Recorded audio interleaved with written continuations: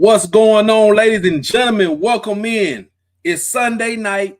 We talking Bama State football, and welcome to the Bama State Recap Show. I'm your host, JB.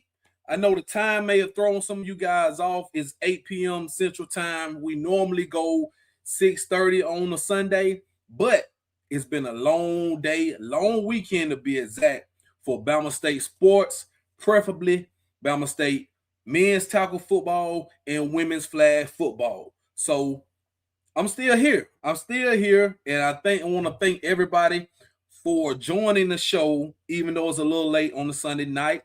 But I really appreciate you guys. So make sure y'all do these three things for me, man. If you're hit in the house tonight, first of all, hit them comments up. Let me know you're here tonight. Let me know you are here watching. Hit the like button, subscribe to the YouTube channel, share this to your people. Those are the three things I ask you to do each and every time you join the platform. And I appreciate you guys. There we go. What's up, my guy D Cal in the building? What's going on, my brother? Dave C, I see you, bro. I see you. Thank you guys for joining in. Sanquinetta, I see you. So we in here tonight, man. My co-host, my good friend Jocelyn Thomas, is on assignment, so she cannot join tonight, but she will be back next week. We plan to give you guys something next week.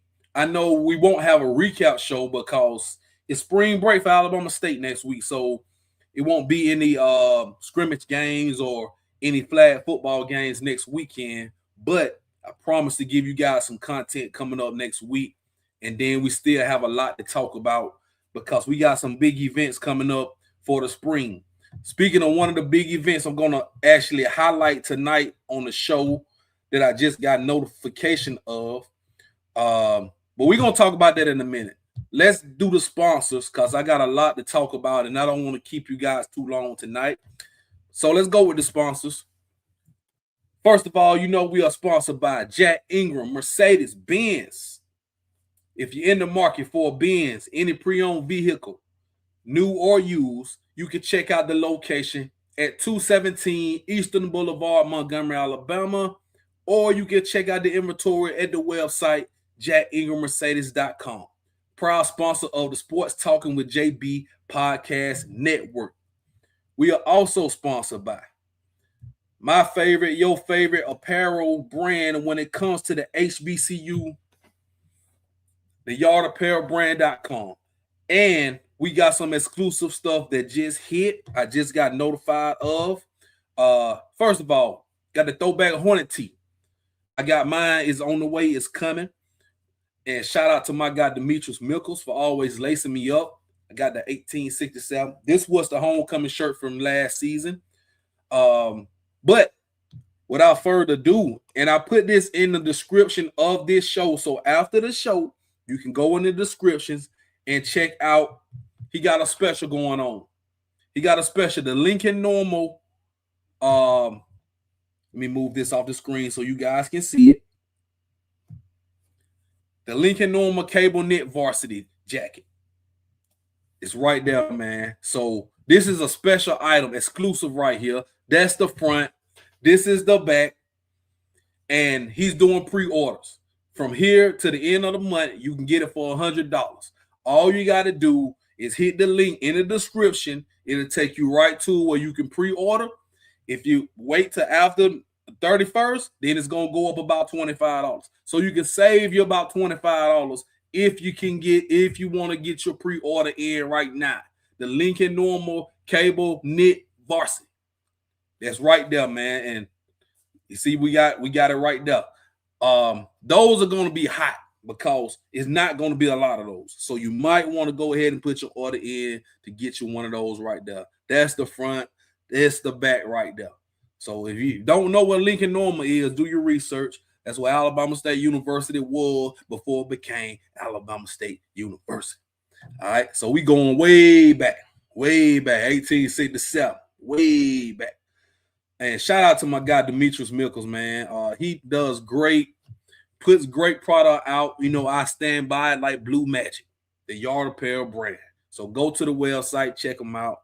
and get your gear, get laced up for the football season. All right, now speaking of big events in the spring, first of all, I want to go ahead and show you guys the spring ball calendar. So we had the first scrimmage yesterday, and we're going to talk about that first scrimmage game tonight. That's why this show is going to be half flag football, half tackle football. I got to give you a little bit of everything tonight because we had 2 busy days. We had yesterday and today. Spring break. This week, we got spring break. They get right back to it on the 24th, 26th. Then on the 28th, you got another scrimmage. Then you got another week, and then you're getting on down to that very important date, which is April 11th, 4/11. Now, I bring up 4/11 because this is what we got going on, right? This is what we got going. April 11th, you got the spring game, and you got football alumni weekend. Now, you see that patch on the flyer right there, the FIB, Bama State Alumni Association. I got to get with my guy TC and Caver and some of the guys in the FIB and kind of see what we got going on. But this is going to be something big right here. At New Hornet Stadium is going down. Also, the girls have a flag football game that day as well. So you're going to have Junior Day.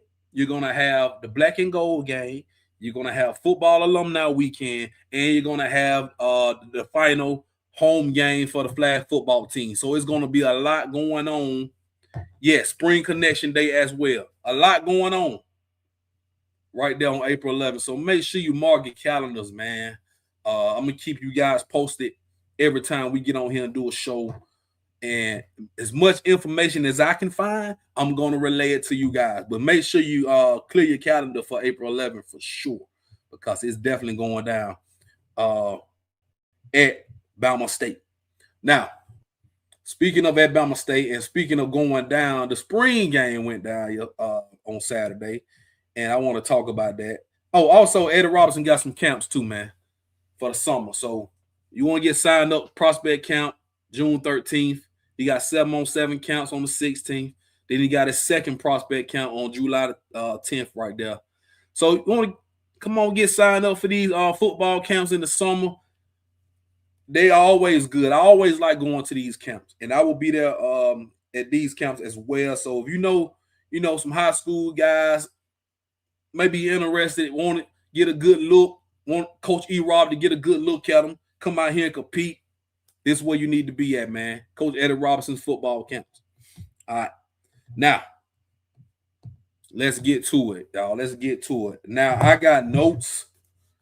So let me go ahead and put this waiver out there, right? Because it was a lot of players that had, maybe they changed numbers, or we got a lot of new guys that come in, a lot of transfers that came in. I don't know what number they're wearing. They don't have an official roster list with the numbers that they will be playing with for the season because it's only the spring. So I got some names, but I got some numbers with no names. So forgive me. I was just taking notes and watching the scrimmage from the sideline, and I'm just going to give you guys what I saw, my thoughts on the scrimmage. Now, make sure you guys tap in, man. If you know somebody who are interested in Bama State football, tackle and flag, or either or, tell them to tap in with Sports Talk with JB, man. And I want to say I appreciate everybody that I see that out there. They always show me love, man. I want to thank everybody who comes up to me, and actually supports, man. It means a lot, And also thank Bama State for letting me be on the sidelines and interview these guys and talk to these coaches. You build a bond when you get to be up close and personal. So I just want to go ahead and throw that out there. I appreciate Bama State for doing that. Now, let's get to it, man. So I got some pictures, so let me get on the other screen. I got a few pictures, and I want to say that it was a good day yesterday. like for the scrimmage, right? It was a really good day for the scrimmage yesterday. Shouts out to Coach Lou, man. Jawan Lewis, running back coach, recruiting coordinator. Him and his 3-3-4 stable. That's what we call the running back room, the 3-3-4 stable right there. That's the group right there, man. And I like to watch them closely, and I like what I see from this group. Now we got a lot of new guys in. We also have some returning guys like Jamari Holdsclaw right there, number 2, who's probably gonna be the lead back. But you also have a lot of hungry guys like Ashton Ashford, number 6, right? He really impressed me, right? And he was there last year, but he changed the number. He's number 6 now. So Ashton Ashford impressed me. J.R. Gardner, number 21. He's another one. So I'm looking at Holdsclaw, Ashford, and Gardner, right? And then you got a lot of other running backs. DJ Brown, number 20. I think he was a freshman last year. He stood out to me. I like the way these guys run the football. Some other guys like number 34. I don't know who number 34 was, but he looked good yesterday. But like I say, some of these guys may not have these numbers when the season starts. This is just spring ball. But everybody knows Jamari Holdsclaw, number 2. They know him from last year, right? They know he's a dog. But look out for Ashford, J.R. Gardner, DJ Brown, Aiden Moody Copeland. We got some dogs, man. And we got guys that came in like Jerice Howard. Man, it's just so many. The running back room is loaded. It's loaded this year. And actually, they didn't run the ball much yesterday. You had to work on the passing. And the reason I say you had to work on the passing because we have quarterbacks. We have a freshman quarterback. We have 2 JUCO transfer quarterbacks, all new to Bama State. Also, you got Andrew Body, and you have Tayshawn Smoot. So we know what Body and Smoot can do. Right? They were out there though, but they wasn't throwing the ball or anything. They were just out there. So, and it's also good to have Andrew Body and Smoot out there because these guys are young and like number 7 right there, Aaron Fry, who won a state championship. He comes down from Clay Chalkville. Great talent. Actually impressed me a lot, right? He impressed me a lot. I'm going to talk about him in a minute. But then you got Landon Vassell at that's number 12, JUCO transfer from Texas. And you got another JUCO transfer from Texas and Keegan Anderson, number 8. So you got 2 JUCO transfer quarterbacks in. Then you have your freshman coming straight out of high school and Fry. And you have a new coordinator in Tony Hull right there, the bald head guy you see right there. And then E-Rob, of course. So you have this system you're kind of bringing in with Tony Hull and his system. Then you have these quarterbacks that are new to Bama State. And you have your 2 guys in Body and Smoot. So the quarterback room, and I want to say these guys look good yesterday.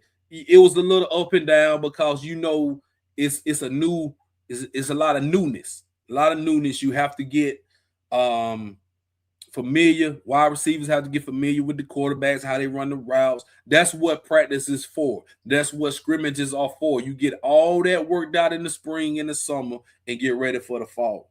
But everybody knows Andrew Body is quarterback 1.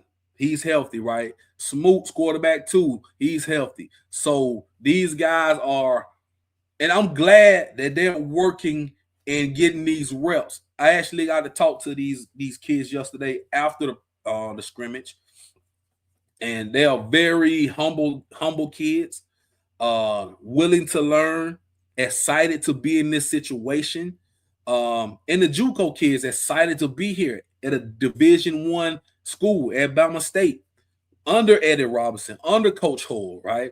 So they're just like feasting at the opportunity right now in spring ball.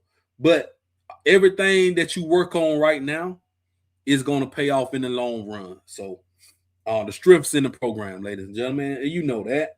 But shout out to those quarterbacks, man. I mean, they were out there putting their work in. And I like the way Hull kind of managed the quarterbacks, put them in, get them a couple possessions, couple drives, bring in another quarterback, let him get a couple drives, not switching them out possession, then the next one. You let them get like 2 good reps in, 2 good possessions in. Then you come with the next one. Let them get 2 good, let them get a good lather up. Don't just put them in for one possession, pull them. You know what I'm saying? So I like how Hull was doing that as well. What else I got right here? That's another picture right there, coaching them up right there. Let's see what else I got for y'all. I just took some pictures. That's another one. So let's talk about wide receivers right now. Number 12, Dylan Vickerson. Now he played last year. He came on last year. I expect him to be a starting wide receiver for Bama State this coming season. We lost a lot in that wide receiver room, ladies and gentlemen, as you guys know, with Jalen Jones at Texas Tech right now. Ajah Harrell, he's at Tarleton State. Dylan Jetty, who is about to have a pro day coming up next week, and he may be playing in the CFL or NFL, so he's moving on. He's graduated. And then Asa Gregg, who's gone to Mercer. So that's your top 4 receivers that are no longer at Bama State. Those were the top 4 receivers last year in production. So now you're looking at a Dylan Vickerson who got some touches later on as the season progressed. I remember, I think the Tuskegee game, he really got quite a few touches.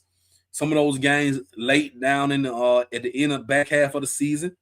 But I'm looking at Dylan Vickerson, man, to be a guy who really, really takes a starting role this year. He looked good yesterday. He made 2 spectacular catches, one-on-one, deep ball, just going up and getting it, and he looks the part. He looks like, that guy. He looks like that guy. So I'm going to keep my eyes peeled on Dylan Vickerson, number 12, as this thing progresses. Also, Kareem Key, who was the quarterback a couple years ago, if you guys remember, 2024, when we lost all our quarterbacks. Kareem Key had to come in and kind of keep us above water. Yes, Kareem Key has changed his number. He's no longer number 10. He's number 3. And he's wide receiver. And he caught like about 4 catches yesterday. He looked good. Run after the catch, getting open. I like what I see from Kareem Key. I was very impressed with Kareem Key on yesterday. So I expect him to get some burn as well at the wide receiver position and actually make some plays, become a playmaker now. Shout out to my guy Nemo, man. Shout out to Nehemiah Hickson. He will be wearing number 4. He told me he's changed from 86 to number 4 this year, but he's playing baseball as well, so he did not scrimmage yesterday. But shout out to Nemo. Can't wait to see him. He's going to be another exciting playmaker that's looking to like take another step. He was like all SWAC special teams, ran a kickoff back. So I expect him to be great this year in a multitude of things, right, when he gets on the field. So shout out to Nemo. But we got some other wide receivers, man. Very excited for Eric Horn Jr., man. I think he's wearing number 10. So Eric Horn did not play last year. He had suffered an injury, season-ending injury. He's back. He's back. He looked good out there yesterday, man. It's great to see Eric Horn back with the Hornets, and I expect big things out of him this year, man. Like I said, the wide receiver room is still a lot of guys out there, and some guys like number 16. I was looking at number 19, 84. It's still some guys out there. We brought in some guys. We brought in number 83 looked good too. So, like I say, I'm saying numbers because I don't know who's wearing what number, but I do know like Key and Vickerson, of course, and then Eric Horn.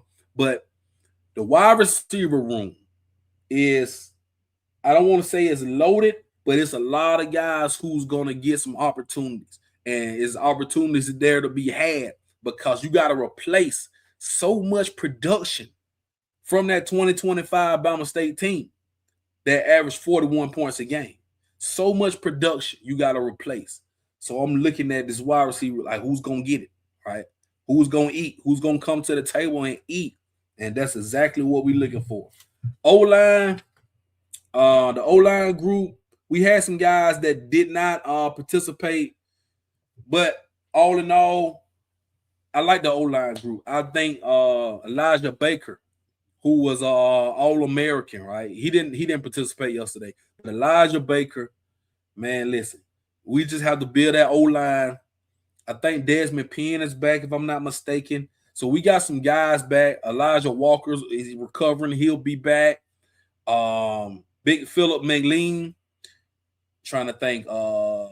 Tatum. I think Tatum. We got some guys that can step up and fill in some voids. But you got Jeremiah Frazier. You got Big Cam Smith, who's not here no more. You got Desmond Daniels. So those are three big guys and big names that you have to kind of fill in, right? You got to kind of fill in and who's going to play, who's going to replace those guys. Because those are great guys who could actually play on Sunday if they get the opportunity. I'm talking about Cam Smith. I'm talking about Desmond Daniels and Jeremiah Frazier. You know, they're going to be participating in pro days. So you got three potential NFL players you got to replace on that O-line too, right? Then you got your All-American and Elijah Baker. So it's a lot of work to be done. Now let's talk defense. I was excited for the defense yesterday, man. Defense, if I had to say who won yesterday, I think it was the defense. And they got some guys, man, that return. Corey Lucius, Cordell Harris, Zaquan Patterson. They got Terrence Johnson Jr. I'm just trying to name some guys who are returning, man. I mean, the defense, they were flying to the ball. They were flying to the ball yesterday. Whoever was wearing number 38, dog. He was a dog, straight up. He had a bunch of tackles. He was almost on every play that I saw that was like getting maybe stuffed at the line or a tackle for loss or just making a play. Number 38 was right there. So I need to find out who number 38 is, man, because he was my guy that stood out like a sore thumb yesterday. We got a pass breakup. That was a great pass breakup by number 15. Number 8 looks good too. So defensively, I think Bama State, from what I saw yesterday, I feel like they get it, right? Coach Gresham coaching them guys up, man. Coach Scott coaching the DBs up and the special teams. But yeah, the defensive line. And shout out to Traquan Thomas, man, who's coaching up that D line, the edge, right? They were getting pressure. They were getting back there, you know, forcing these quarterbacks to make quick throws and forcing them out of the pocket. So I like what I saw from our defense at Bama State on yesterday, man. I think Cornell Harris is going to have a big season, number 95. I really think he's going to have a big season coming up. And I think that's all I got, man. That's all I got. So from my notes, who scored a touchdown? Aaron Fry scored a touchdown. He ran a touchdown, actually. And let's talk about Aaron Fry for a minute because he looked really good yesterday. Even Coach Hall, you know, I had talked to Coach Hall and told him, man, Fry looked really good. He's like, yeah, man, he made one mistake and, you know, he learns from his mistake. He's fresh out of high school. So he's going to make mistakes. But how do you respond from your mistakes? That's key. And I really like what I see from the kid. We saw a touchdown, 1 yard touchdown run. Who made that touchdown? I think that was Ashford. But it was like 3 touchdowns scored. But the defense made the offense punt a bunch of times too. They did. Right. So not really trying to keep score. But all in all, I think it was a great performance from both sides. But if you want to ask me who won today, I say defense won today. So the next scrimmage will be on the 28th. That's 2 weeks, 13 days from now. And then the big scrimmage, the black and gold game is going to be April 11th. So make sure y'all are tapped in for April 11th because everybody can come see that. Everybody can come see the black and gold game. Everybody can come down to Connection Day, Football Alumni Weekend, and the women's flag football game that's going on. So make sure y'all mark your calendars. April 11th is going down at Big Bama State. Now, I'm going to move to and talk some women's flag football. But I want to thank you guys for tapping in tonight. Make sure you hit that like button. Make sure you subscribe to the YouTube channel. If you haven't already, give us a subscription. We are over 900, very close to getting to 1,000, man. So only you guys can get us to 1,000. And when we get to 1,000, it's going to be great. I'm going to do some special things, some giveaways, and we just going to have a big party when we get to 1,000 because we doing it the right way. We doing it what you want to call it. It's organically, right? It's organic. Ain't nobody buying no followers or no subscribers. This is all organically, off hearsay, off word of mouth, off site, right? People discovering the podcast. And thank everybody who puts people on. I really appreciate that. Y'all, somebody asked me that said, man, such and such put me on to your show. I've been checking you out. I really appreciate that, man, because that's how we do this thing organically. It's by word of mouth. And if I'm missing some comments, y'all let me know. I ain't seen no comments. If I'm missing some, y'all let me know. So before we move on to flag football, we got to pay some bills. So y'all watch this.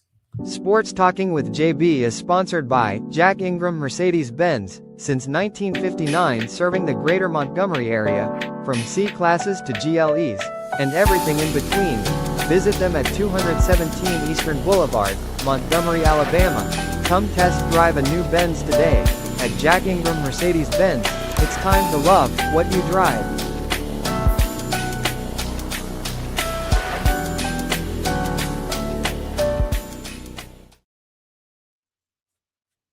Yes, indeed. Shots out to the sponsor, JackIngramMercedes.com, man. We're sponsoring this whole network.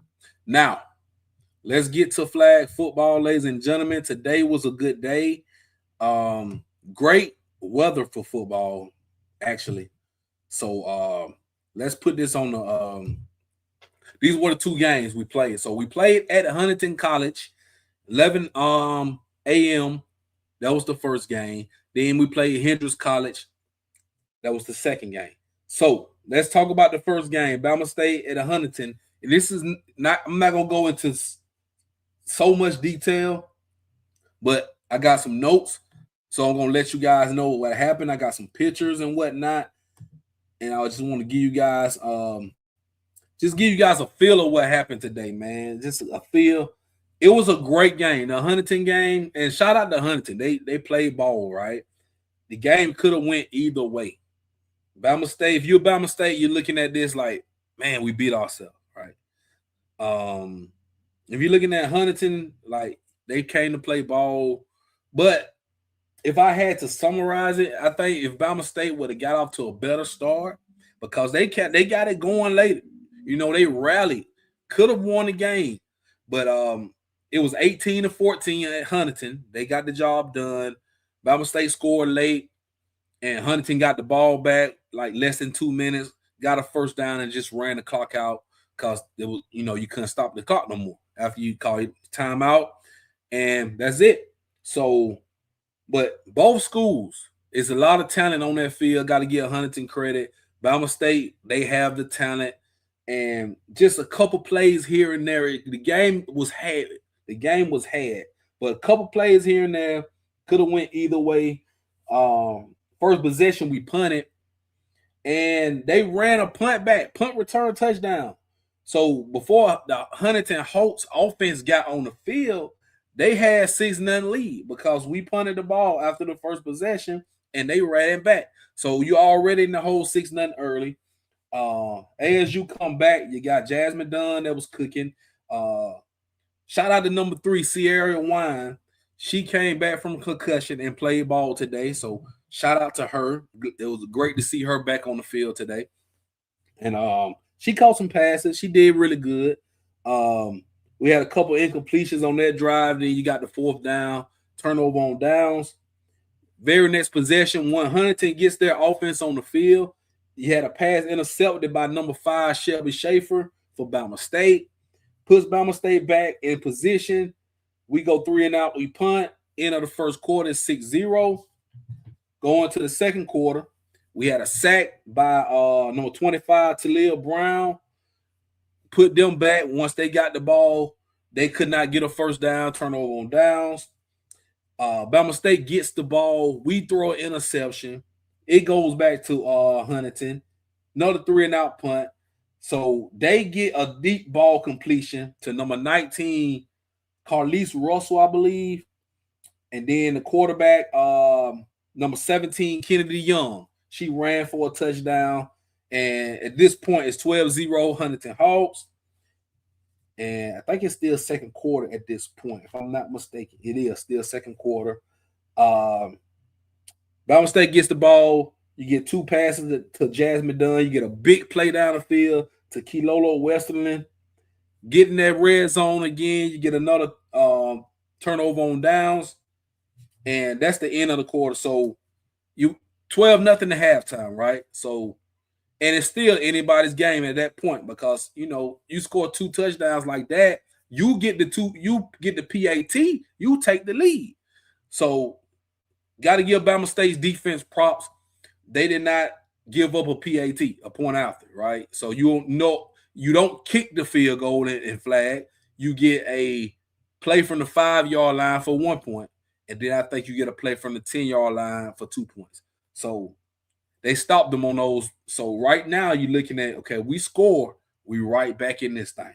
And they did score and get right back in it. But they didn't score until the fourth quarter. So third quarter was kind of back and forth. You had an interception by number 14, Shania Howard for Bama State. She caught an interception. This is where Bama State, I believe they got robbed, ladies and gentlemen. And this is the point. This is like third quarter, right? Bama State's making a play after that interception. Big play, Janelle Oliphant. Matter of fact, I got footage. So let me show y'all this right quick, and you tell me what happened.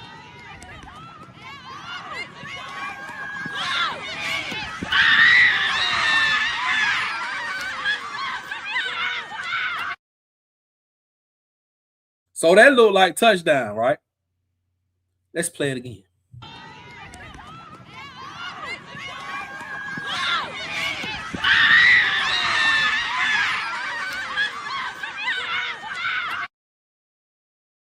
So they call that incomplete. They call it out of bounds, incomplete. Now, I got some still shots at that. It was kind of hard to see in real time, and we don't have like an instant replay booth or whatnot. But I feel like if they would have went to the booth, this would have been overturned as a touchdown. Now, I got 2 shots at this, right? This is Janai. She tipped the ball to herself, and this is her coming down with that tip. Now, if you see that line right there where her foot is down, now, this is the back of the end zone. If we're going by that line, then she's got 1 foot in. So if we're going by that pylon right there, this is the next step. That's the next step. So that's the second foot. So if you're going by the pylon, she got 2 feet in, right? Why is that not a touchdown? And she has possession. So even if you're going by that line, that solid line where her foot is, she has possession. The ball is right there on her chest. You see it. She's got it cuffed after the tip and bringing it in. And 1 foot down, if I'm not mistaken, the college rule, 1 foot in is a touchdown. I feel like that's TD all the way. That's what I feel. But even if not, and if you're going by that pylon being the back of the end zone, then you got 2 feet now. So I don't know what the referees was looking at, But I feel like that's 6 points that Bama State should have had right there. Because I think that was either third or fourth down. I'm not mistaken. But that was very critical part of the game right there that she did not get credit for that touchdown. And that was a hell of a play. That was a hell of a play by Janiyah Oliver, right? You know, absolutely. I mean, either way. And I know it's probably difficult to see on this shot, but I got the back angle too. And on the back angle, her foot was clearly down as she brings that ball in. So, I mean, you be the judge. But like I say, they didn't have no replay booth. I actually was about to go up to the referee and show them, right? But yeah, like they was gonna listen to me or they was gonna do nothing. You know, I should have went Pat Bev on them. I should have went Pat Bev and went right to the referee and show y'all what y'all missed. But at the same time, I mean, just a missed opportunity. You know, I just had to put that out there just so you can see it, you know, just put it out there in the atmosphere. So, all right. Now, even after that, they get the ball, 3-and-out punt. Another interception. No, after that, they got the ball 3-and-out punt. We get it back and we punt. So number 14, Shania Howard caught another interception. So she had 2 interceptions in this particular game. And we back in business. Fourth quarter come down. And this is where we start scoring. So it was a touchdown pass to Johnny Douglas. And Jasmine Dunn got the PAT. So it's 12-7. Huntington still has the lead. But on the very next play, a big play touchdown. I think number 23 caught the ball and just took off with it. And it just kind of, you get back on a high. The game's 12-7. It's fourth quarter just started. We got plenty of time. Then they take the ball and they score and they take a big play, go down the field. Now it's 18-7. So now you're feeling it a little bit. Like, okay, it's about 10 minutes left in this game, 9 minutes. We got to score twice. So you feel a little pressure. But we get right down the field, man. And this was a good possession because we had a short pass to Sierra Wine. You had another short pass to Janiyah, then a big play by Janiyah Oliver that went about 30 yards down the field. Then we get 4 straight incompletions, turnover on downs in the red zone once again. The Hawks of Huntington had a big play by number 23. Then you get another interception by Shelby Schaefer. So she caught 2 interceptions. So we had 4 interceptions that we caught off of Huntington. After that, Kilolo had a big play touchdown, went about 50 yards. And now the game is 18-14. We get the PAT after that. So, but there's no time left. It's probably like a minute 30. So they get the ball, they get the first down, and pretty much run out the clock. We call 2 timeouts. That's ball game. And Huntington wins the game 18-14. So it was a real tight, close game all the way. And like I said, it could have went either way. The game could have went either way, ladies and gentlemen. Plays to be had, and we just kind of didn't make the play that we should have made. You know what I'm saying? But I want to give those girls a lot of credit for being out there playing ball. Like I say, in Huntington, they had a really good team over there as well. Shout out to Michaela Allen, number 9, Kennedy Young, number 17, the quarterback. Number 19, Carlise Russell. Made some plays out there, man. So shout out to them. But for Bama State, like I mentioned, the Johnny Douglas had the touchdown. Shelby 2 interceptions. Shania Howard 2 interceptions. Kilolo had a big touchdown. And De'Aria Walton, she played very well too, number 11. And of course, Janiyah Oliver. And Janiyah really cooked that second game too. We're going to talk about the second game because they played Hendrick College from Arkansas. And they came in. This was the game 2. So game 2, 3-and-out Hendrick. Bama State gets to cooking real early in this game, right? I got some highlights too. Hold on. I know I I got a big highlight from Sade I want to post. I want to show y'all. Let's see which one is this.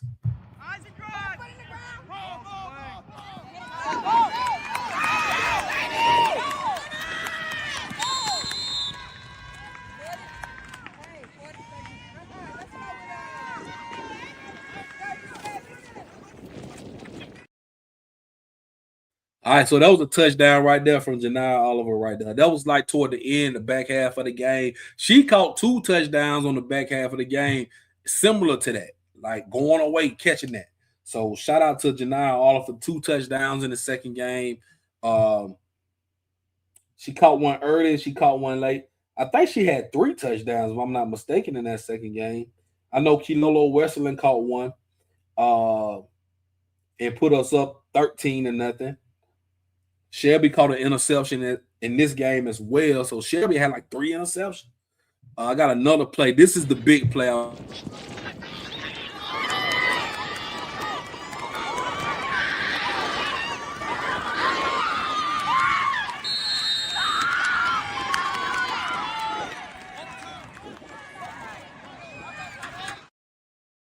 That's what I'm talking about. That's Sade Baker, man, number 20, the running back. And she took it to the house. She took that to the house, man. That was a long run, about 50-yard touchdown run. And, man, she looked like Adrian Peterson running that ball. You see how high she had that? Hey, I'm telling you, when Sade gets out, when she gets the ball, she gets a running lane, and she gets out in open space, ain't nobody going to catch her.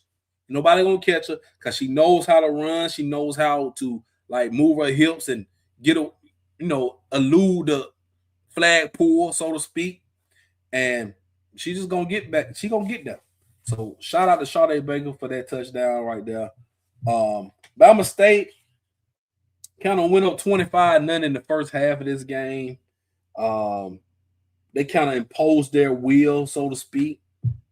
Let me see, that run by Sade that put us at 25-0 actually, but we had another touch. Kilolo had a touchdown, had 2 touchdown passes. Kilolo Wesleyan caught 2 touchdown passes in the first half.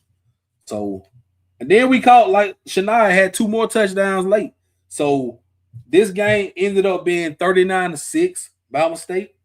They kind of imposed their will against Hendrick College, man, and a little frustrated because you didn't get the job done against Huntington in the game that could have been had. So you got to just take it out, man. You got to just use that on the field, right? Let it fuel you. Use it on the field and let it fuel you to get the dub in the next game. That's all you got to do. So that's how the try matches work. So you get 3 teams, and it's 3 games. So the teams are playing each other. Bama State play Huntington, then they play Hendrick, and Hendrick play Huntington after they played Bama State. So that's how the try match works. And yes, absolutely. Absolutely. So yeah, we got some great players on Bama State's flag football team, ladies and gentlemen. We do. All right, like I say, but it all has to work. And you're gonna win some games, you're gonna lose some games, right? And it's all about how do you come back from that loss. So they came a tough loss. This is how they responded to that loss, and you leave feeling better. I know you don't feel good after you lose that first game, but then you got to get right back up because you get like a 15-minute break. You got to play again, so you get right back up. And I love the way they responded. They jumped on Hendrick early, went up 13-0, like real quick in like 2-3 minutes. Then you go 25-0 halftime. Then, they kind of get a little stagnant in the third quarter. Hendrick scores a touchdown, and then you go boom, boom, touchdown back to back. And that's how you end up 39-6, and that's how you end off the week. So now the record, they will ask, what's Bama State's record, right? Let's look at this schedule, because if you want to count everything on the schedule, they played the HBCU football classic in Oakland. They won that tournament. I think it was 2 games they played. They won both of those games. Then you played the Flag Football Classic in New Orleans. So you won one game against FAM, then you lost the game against Texas Southern. So if you're keeping track, that's 3-1. Keeping track. Andrew College, Kennesaw State, they win both of those games. That was the first home games. So 4-1, 5-1. Lose to Point University, 5-2. You lose to Huntington College, that's 5-3, and then you beat Hendrick College. So that's 6-3 if you count everything. But I don't know if they count those tournaments, those classics, right? The HBCU, I don't know if they count those. So I have to find out. But if you ask me, we 6-3 because I'm counting all the games, right? I'm counting everything on the schedule. So I feel like we're 6-3, and I feel like we're in a good spot. Now, the next games will be on the road. You see them on the other side of that schedule. March 27th, playing Warner University. March 28th, playing Weber International. So that's a Friday and a Saturday. You're playing two schools in the state of Florida, back-to-back days. And those schools are great. They're great. Those are some great teams. I think one of those schools, Warner, I believe, really damn good. They've gotten better. So those are tough games right there to travel on the road and play both of those teams. Life University, that's in Marietta, Georgia. So that's a game right there, April 10th. I think that's on a Friday. It's on a Friday. So go out there to Marietta, Atlanta, Georgia, and watch them play Life University. Then you're back at home April 11th, playing Columbus University for the Black and Gold Day. Big game. Last home game of the season. And actually, the next time you will be able to watch Bama State women's flag football at Bama State. And then you got the Fiesta Bowl Flag Football Classic in Tempe, Arizona, April 17th through the 18th. So that's the rest of the schedule right there. That's the rest of the schedule. And you may have something in May too. I don't want to put it out there yet, but it may be another thing in May. So it's still a lot left. Got to stack some more wins and get the job done. I mean, these ladies about to have a little spring break, lock back in once you get back from spring break. So you kind of got that mid-season break, so to speak. Then you come right back in and you got to play these tough matchups. So just got to lock in and focus and, just keep doing great. Keep improving. You put a lot of good tape out there today. A lot to be worked on as well to become great. So I believe in this team, and I think this team can go a long way into winning championship, tournament, whatever the goal is, they can get it done. And I really have faith in this team. I have faith in Coach Poole. I have faith in Coach Fuller, and I think they will get it together and get these girls going. I think that's all I got for y'all. If I'm not mistaken. I think that's it. That's the flag football tournament in Arizona right there. Playing against those big time schools right there, man. And if you don't know, Bama State, the first Division I school to have flag football as a sport. Just so you guys know. Now you got Nebraska who has flag football. They're one of the Power 4 teams or whatever, the first Power 4. But let's not forget, Bama State was the first Division I school to get flag football. So we are history, pretty much. History. In the history books for that. Just don't forget that. So that's a big tournament coming down, Fiesta Bowl, flag football classic that's coming about a month from now. So I'll keep you guys posted on all that. And anything else, if y'all got questions or whatever, feel free to ask all through the shows. If you got questions within the shows, make sure you guys put it in the chat, so I can see it, so I can answer it. If you have any questions while I'm doing the show. Next show is probably going to be, we may do something Wednesday. I know, like I say, spring break, so no practices, no games, no flag games this week, no scrimmages this week. So week after next, we getting it up, right? another scrimmage. We got flag football games in Florida. Got to practice, got to get back on it. And then let me go back to it one more time and just show you guys what April 11th. I'm going to keep pushing this out. And just make sure you stay tuned because you'll never know who I might have on the shows, who I might have on the platform, right? You know, shouts out to the FIB, man, Alumni Association. You know, planning on doing something great. So I will have more information for you guys real soon on this.